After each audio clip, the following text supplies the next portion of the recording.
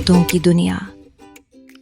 राजस्थान के एक छोटे से गांव रामपुरा में हर साल होली से पहले बड़ा मेला लगता था। चारों तरफ रंग, ढोल, नाच गाना और मिठाइयों की खुशबू फैल जाती थी। दूर दूर से लोग उस मेले को देखने आते थे। लेकिन उस साल मेले में कुछ अजीब होने वाला था। शाम ढल रही थी, सूरज लाल हो चुका था और मेले में लाइटें जलने लगी थीं। तभी मेले के एक कोने में एक नया ठेला लग गया। उस ठेले पर लाल रंग का बड़ा सा बोर्ड लगा था जिस पर लिखा था मोहब्बतें शरबत। ठेले के पीछे एक औरत खड़ी थी। उसके लंबे काले बाल थे, लाल चेहरा और सफेद साड़ी। उसकी आंखें अजीब तरह से चमक रही थीं। लोग सोचने लगे, ये नई दुकान कहां से आ गई? वो औरत मीठी आवाज में बोल रही थी, आइए मोहब्बतें शरबत पीजिए, दिल खुश हो जाएगा। पहले तो लोग थोड़ा डर रहे थे, लेकिन फिर एक आदमी आगे बढ़ा। उसका नाम रमेश था।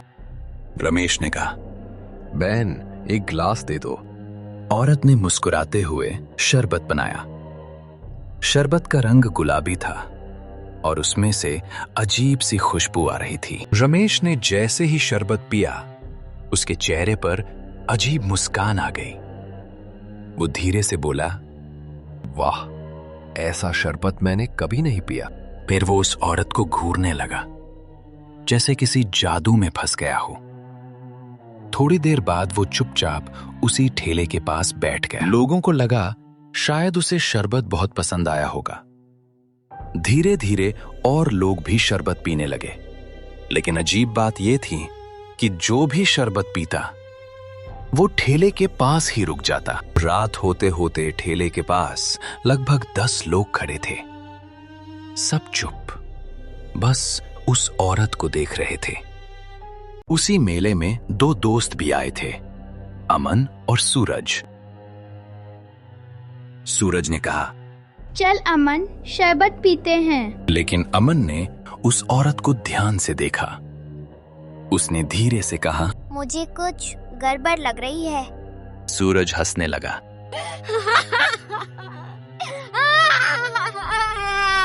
अरे पागल, शरबत ही तो है। सूरज शरबत लेने चला गया। औरत ने मुस्कुराते हुए गिलास दिया।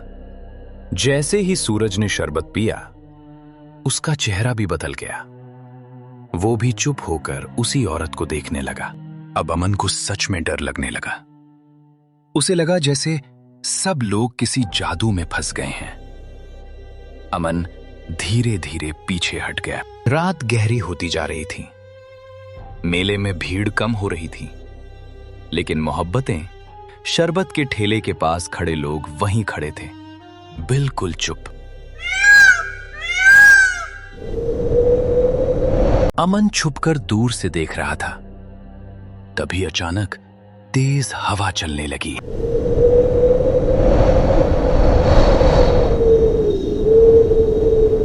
औरत ने चारों तरफ देखा, फिर उसकी मुस्कान धीरे धीरे डरावनी बन गई।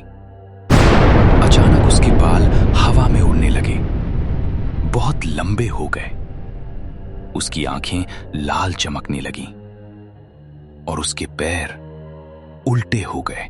अमन का दिल जोर जोर से धड़कने लगा। अब उसे समझ आ गया, वो औरत इंसान नहीं, चुड़ैल थी। चुड़ैल जोर से हंसी। मोहब्बतें शरबत पीकर अब तुम सब मेरे हो।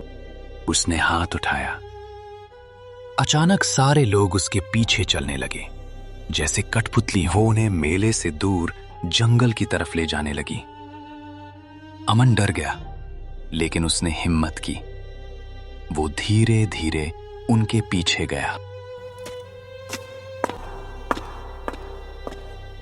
जंगल में पहुंचकर चुड़ैल रुक गई।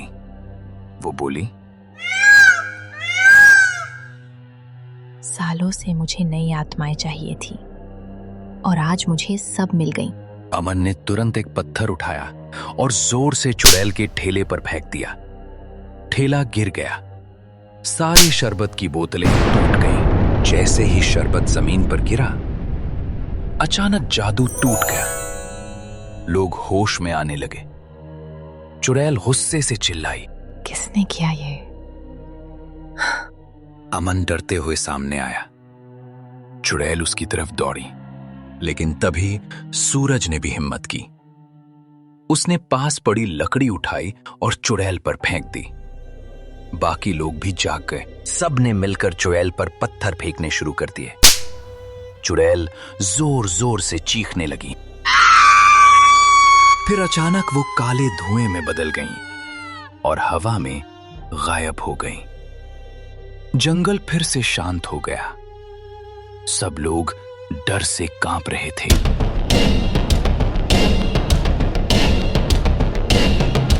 अगली सुबह मेले में सबको ये बात पता चल गई। लोगों ने उस जगह को ढूंढा जहां मोहब्बतें शरबत का ठेला था, लेकिन वहां कुछ भी नहीं था।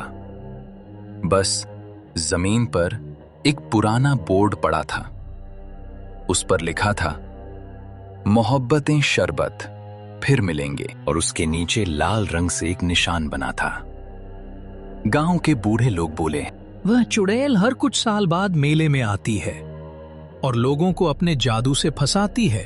उस दिन के बाद से रामपुरा के मेले में एक नियम बन गया, कोई भी अनजान शरबत या खाना नहीं खाएगा।